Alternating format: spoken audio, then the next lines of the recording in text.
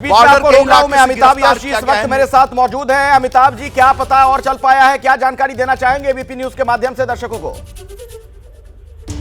ये जानकारी प्राप्त हुई है कि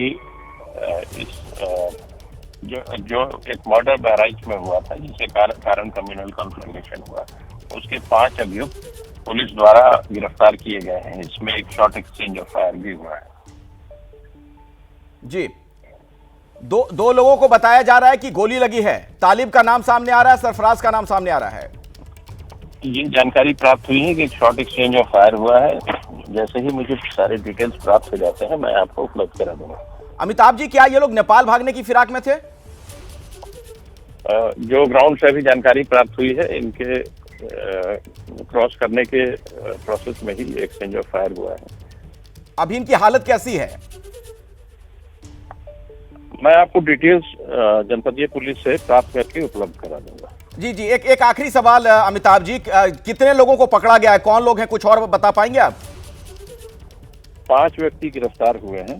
ये वो 5 व्यक्ति हैं जो इस अपराध में वांछित थे। जी, धन्यवाद हमारे साथ जुड़ने के लिए। मोहम्मद सरफराज, जी जी हाँ बोलिए। तालीम, हाँ, अब्दुल हमीद, हाँ, हिंद और मोहम्मद अफजाल। अच्छा, और 2 जिन लोगों को गोली लगी से बात कर रहे हैं। तो अमिताभ जी का फोन शायद डिस्कनेक्ट हो गया है। आपको बता दें, law and order ADG Amitabh Yash को आपने सुना, और इस पूरे मामले में उनका यह कहना था कि इस मामले के जो भी आरोपी हैं उन्हें पकड़ भी लिया गया है। बहराइच कांड में अभी की सबसे बड़ी खबर आपको बता दें, आरोपी सरफराज और तालिब दोनों का पुलिस के साथ आमना सामना हुआ, मुठभेड़ हुई और ऐसे में दोनों को गोली लगी है। आप सुन रहे थे पुलिस के आला अधिकारी उत्तर प्रदेश के अमिताभ यश, उनका यह कहना था कि एक्सचेंज ऑफ फायर यानी दोनों तरफ से गोलियां चली हैं।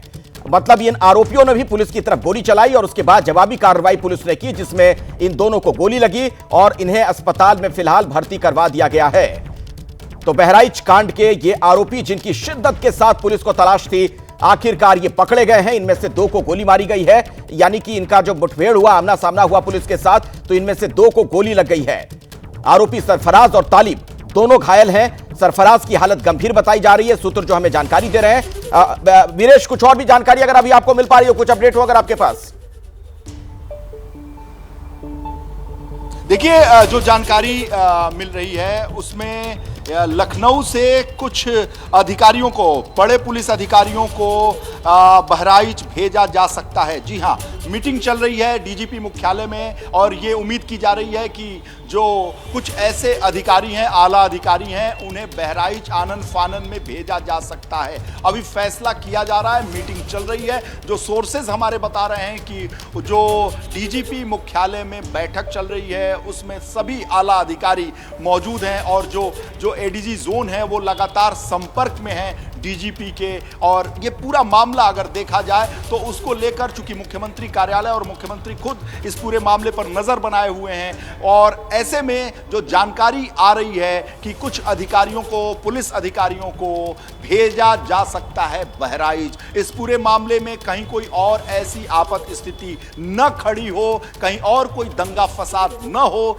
स्थिति बेकाबू न हो जाए, इसलिए बहराइच की कानून व्यवस्था को संभालने के लिए लखनऊ से कुछ पुलिस बिल्कुल, तो इस एनकाउंटर के बाद कहीं वहां पर लॉ एंड ऑर्डर को लेकर कोई दिक्कत ना हो, इसलिए पूरा पुलिस का जो अमला है वो सक्रिय नजर आ रहा है, चुस्त नजर आ रहा है। और वीरेश भी आपको बता रहे थे कि आसपास के जितने भी जिले हैं वहां पर पुलिस को कहा गया कि आप अलर्ट मोड में रहें। ये देखिए 3 तस्वीरें जो आपके सामने हैं, बहराइच कांड की वो तस्वीर, पहली तस्वीर जिसने गंभीर सवाल खड़े किए थे, और वहां पर लोगों में बहुत ज्यादा गुस्सा था इस घटना के बाद से। आरोपियों के साथ जो मुठभेड़ हुई वो भी हम आपको दिखा रहे हैं। बताया जाता है कि नेपाल भागने की फिराक में थे ये आरोपी, लेकिन वक्त रहते पुलिस ने इन्हें पकड़ लिया नेपाल सीमा के पास, और अब इनमें से 2 आरोपी अस्पताल में भर्ती हैं जिन्हें गोली लगी है। बहराइच कांड में इस वक्त की बड़ी खबर यह भी मैं आपको बता दूं कि मुठभेड़ के दौरान 15 राउंड गोलियां चली हैं, यानी 15 गोली वहां पर चली। एनकाउंटर के बाद 5 आरोपी गिरफ्तार कर लिए गए, और अमिताभ यश हमारे साथ अभी थोड़ी देर पहले जुड़े हुए थे एबीपी न्यूज से। खास बातचीत में उन्होंने ये कहा कि दरअसल दोनों तरफ से गोलियां चली हैं। उन्होंने इस शब्द का जिक्र किया था, एक्सचेंज ऑफ फायर कह रहे थे, यानी उधर से गोली चलाई गई आरोपियों की तरफ से, उसके बाद यह जवाबी कार्रवाई की गई है। बहराइच के आरोपियों का एनकाउंटर, घायल आरोपियों की हालत अभी बहुत नाजुक है। पल पल का हाल, हर अपडेट लगातार आप तक हम पहुंचा रहे हैं। बहराइच में दुर्गा विसर्जन के दौरान, प्रतिमा विसर्जन के दौरान लोगों में किस तरीके का गुस्सा था, जो तनाव की स्थिति थी, फायरिंग की घटना सामने आई थी, उसमें रामगोपाल की मृत्यु हो गई थी और उसके बाद से ही लगातार पुलिस से मांग की जा रही थी स्थानीय लोगों की तरफ से कि इस मामले में कठोर कार्रवाई होनी चाहिए। पुलिस को लेकर भी लोगों में बहुत जबरदस्त गुस्सा था। वीरेश पांडे के पास एक बार फिर से मैं आपको लिए चलता हूं। वीरेश, देखिए, जो अखिलेश नई जानकारी आ रही है कि गोरखपुर से लेकर नेपाल की जो सीमा से सटे हुए जिले हैं बहराइच तक, उन लखीमपुर खीरी तक, उन जिलों को अलर्ट कर दिया गया है। जी हां, उन जिलों के पुलिस कप्तान और वहां के जिलाधिकारी लगातार पुलिस मुख्यालय के संपर्क में हैं, शासन के संपर्क में हैं। ये बड़ी जानकारी मेरे पास आ रही है कि गोरखपुर से लेकर कुशीनगर और कुशीनगर से लेकर लखीमपुर, नेपाल से सटे हुए जो जिले हैं, उनके जिलाधिकारी और उनके जो पुलिस कप्तान हैं, उनसे लगातार संपर्क में है डीजीपी मुख्यालय, और वो सारे जिले हाई अलर्ट पर रख दिए गए हैं अखिलेश। और ऐसे में ये बड़ी जानकारी सामने आ रही है, क्योंकि किसी भी तरह की आपात स्थिति न उत्पन्न हो, ऐसे में सरकार की, पुलिस की, प्रशासन की और शासन की ये जिम्मेदारी बन रही है कि वो इन सभी जो जिले हैं उनको अलर्ट मोड पर कर दिए गए हैं और उन्होंने किया है। बात लगातार की जा रही है और जो डीजीपी मुख्यालय है वो लगातार संपर्क में है इन जिलों के अधिकारियों से। और ये एक बड़ी खबर आ रही है, लगातार बैठक का दौर जो है वो पिछले 40-45 मिनट से डीजीपी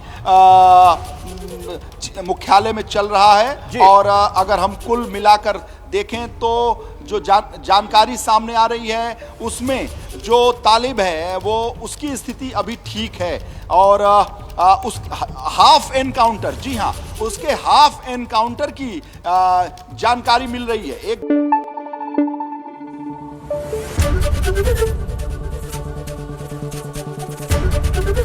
एबीपी न्यूज आपको रखे आगे।